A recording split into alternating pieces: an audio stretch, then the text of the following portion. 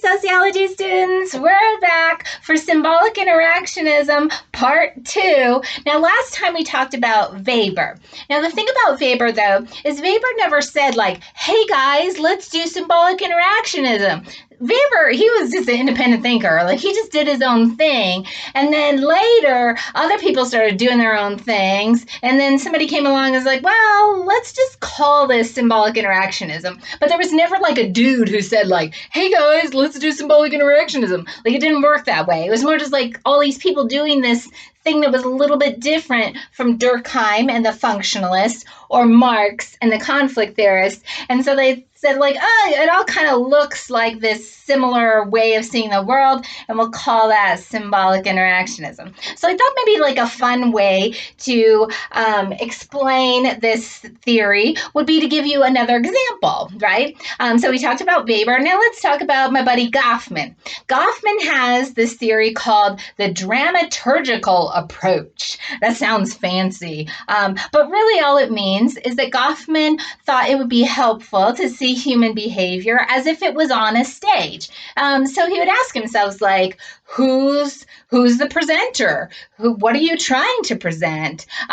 Who's your audience? Do you need a stage, right? Like, I had to get this whiteboard. I couldn't have done these YouTube videos without a whiteboard. I would have been lost. My stage would have been all messy, right? Like, this thing makes me feel comfy and cozy. I can teach as long as I have a whiteboard and a marker in my hand. I'm good to go, right? And I'm sure you feel the same way. Like, maybe think about whatever your job is. Maybe if you worked at McDonald's and all of a sudden your boss calls and she says, you know what, like, let's scrap uniforms, just come to work in whatever you want.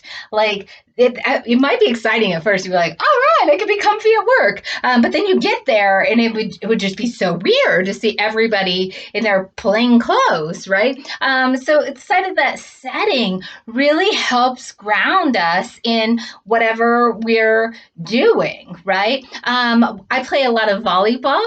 And one time recently, I went to play volleyball and I didn't have time to get out of my work clothes. I was like in a dress and I tried to play volleyball in a dress, and I had plenty of movement, right? Like, I could kick around and do whatever, but I just felt weird, right? Like, I wasn't in athletic clothes. I just felt like, oh, this isn't right. So that's the idea of setting. Speaker, right? Like, Goffman thought about, like, we have a front stage. Like, right now I'm trying to give you my bestest self. This is my bestest self.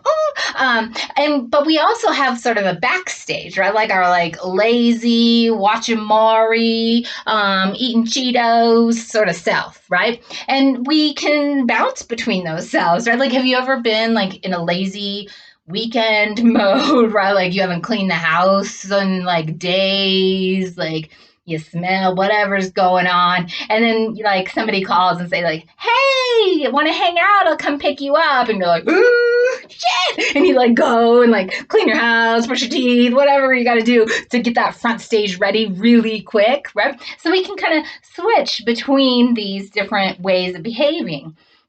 And I think Goffman, this isn't a big theory of how society works. He's just noticing human behavior in a social way and how we kind of switch from one group to another group, right? But sometimes we're a little more relaxed, sometimes we're a little more formal, depending on who we're with. I feel this when I'm with my parents, right? Like, versus when I'm with my friends. When I'm with my friends, I'm ridiculous, I'm outrageous, I try to be funny, right? When I'm with my parents, I'm just like, try to be good, right? Like, try not to get in trouble, mind my P's and Q's. I'm like a whole other person. But what Goffman says, you're not really a whole other person. You just recognize that the stage is different, the setting is different, and therefore the expectations are a little different.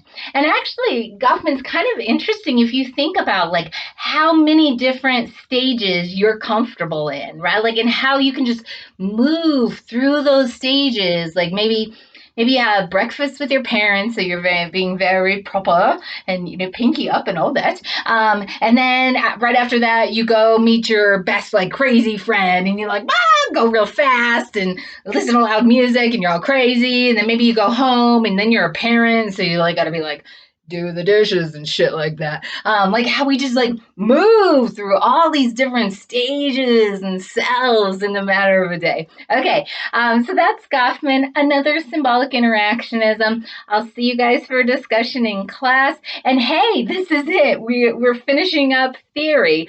So next time you see me on YouTube, we'll be switching gears and we'll be talking about research in sociology, a super fun topic. We'll have lots of fun little stories in that one. I can't wait to talk to you later. Bye, students.